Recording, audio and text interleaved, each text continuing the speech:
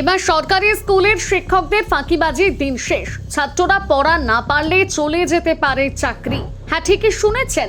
এবার থেকে শুধু ছাত্রছাত্রীদের নয়, পরীক্ষায় নম্বর উঠবে শিক্ষকদেরও। আর যদি ছাত্রছাত্রীরা ভালো ফল করে তাহলে মিলবে পুরস্কার। রাজ্যের শিক্ষা ব্যবস্থায় বড় সড় পরিবর্তনের ইঙ্গিত দিলেন স্কুল শিক্ষামন্ত্রী দীপক বর্মন। কিন্তু কেন নেওয়া হচ্ছে এই সিদ্ধান্ত জানুন। সম্প্রতি ফালাকাটা হাই স্কুলে আরএসএস এর শিক্ষক সংগঠন অখিল ভারতীয় রাষ্ট্রীয় শৈক্ষিক মহাসংঘের এক অনুষ্ঠানে উপস্থিত ছিলেন শিক্ষামন্ত্রী দীপক বর্মন।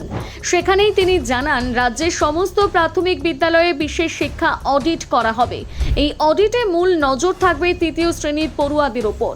সরকার পরীক্ষা করে দেখবে একজন তৃতীয় শ্রেণীর ছাত্র বা ছাত্রী নিজের মাতৃভাষায় ঠিক মতন পড়তে এবং লিখতে পারছে কিনা। যদি দেখা যায় ছাত্রছাত্রীরাই মৌলিক দক্ষতাই অর্জন করতে পারেনি, তাহলে দায় বর্তাবে শিক্ষকদের ওপর। অন্যদিকে যেসব স্কুলে ছাত্রছাত্রীরা ভালো পারফরমেন্স করবে সেই শিক্ষকদের পুরস্কৃত করার কথাও জানিয়েছেন মন্ত্রী।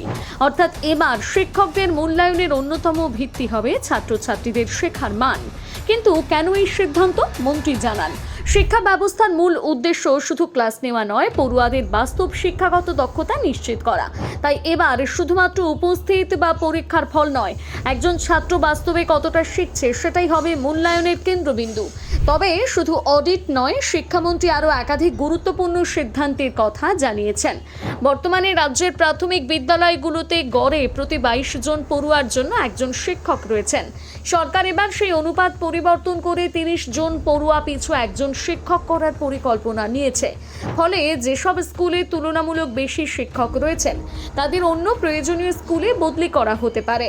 তবে বদলির আগে সংশ্লিষ্ট শিক্ষকদের পছন্দ জানতে চাওয়া হবে। যদি কেউ নিজের পছন্দ না জানান তাহলে তার বাড়ির ঠিকানা বিবেচনা করে বদলির সিদ্ধান্ত নেওয়া হবে। এছাড়া যেসব শিক্ষক নিজের জেলার বাইরে কর্মরত তাদের যতটা সম্ভব নিজের জেলায় ফিরিয়ে আনার চেষ্টা করবে সরকার। অর্থাৎ সব মিলিয়ে রাজ্যের শিক্ষা ব্যবস্থায় বড় ধরনের পরিবর্তনের পথে হাঁটছে সরকার। সরকারের এই পদক্ষেপ নিয়ে আপনার কি মতামত জানাতে ভুলবেন না কমেন্ট করে।